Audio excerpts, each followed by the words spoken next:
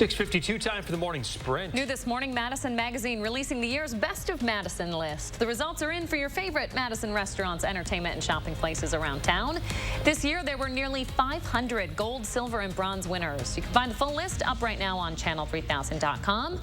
Then tomorrow, Madison Magazine editors will announce their choices for the 15 Editors Pick Awards. A live look now at the Alliant Energy grounds this morning. The lights turn on at 9 sharp for the Dane County Fair. The 4-day event features livestock shows, live music, and carnival rides. Today is Hometown Heroes Day. Admission is free for armed forces, police officers, firefighters, and first responders. Friday is Kids Day with lots of free activities then on site, including sports games and a kiddie farm. A Madison man was sentenced to 30 days in jail, all stemming from a hit and run in December of 2020. Sargent Buhar hit a 12-year-old girl on Madison's southwest side and didn't stop after striking the girl because he panicked. The victim was in court yesterday where she forgave him and requested that he receive no jail time. There was a 30-day mandatory sentencing, though, requirement. So Buhar received that, 2 years probation, 2 years absolute sobriety, restitution, and court costs, as well as no contact with the victim's family. In Fond du Lac County, a 33-year-old Waupun man has been sentenced to 13.5 years in prison for beating his grandmother to death.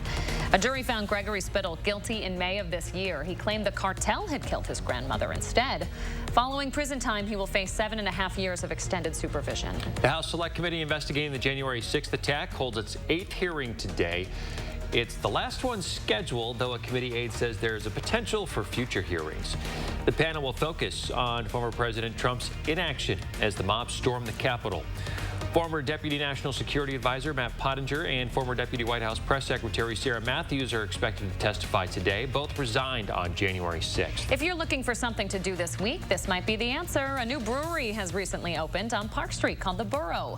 It occupies the former space of Rockhound Brewing Company, which closed in 2020. The owner says the interior feels like a pub in New York City. The U.S. Postal Service now aims to electrify 40% of its new fleet of mail delivery trucks. The agency had come under fire and faced a lawsuit from several states and environmental groups over its original plan, which called for 1 in 10 to be electric. Again, 40% now will be. A review by the Postal Service's Inspector General found that 95% of its routes could be serviced by EVs. A new mural unveiled in Washington, D.C. as part of an effort to draw attention to American citizens who are wrongfully detained abroad.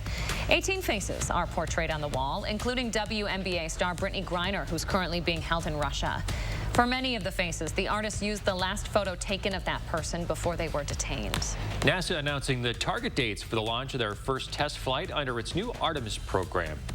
Their goal is to eventually land the first woman and person of color on the moon.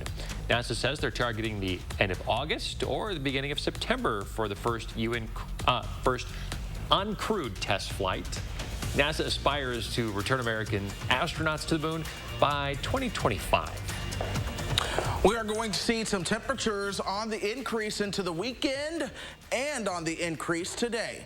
Look at us starting out at 70, headed out the door. We're warming up to 88 later on this afternoon, and you will feel the humidity while you are out and about, but thankfully most of that does come with sunshine. After we get through today, I'm focused on a potential for severe weather this weekend, especially a marginal risk tomorrow, but we do have the enhanced risk, level 3 out of 5 for Saturday. All modes of severe weather will be possible. Okay, we know we're going to keep checking in with you for updates on that severe weather, Chris. Thank you. Have a great day, everyone. Join us tomorrow morning.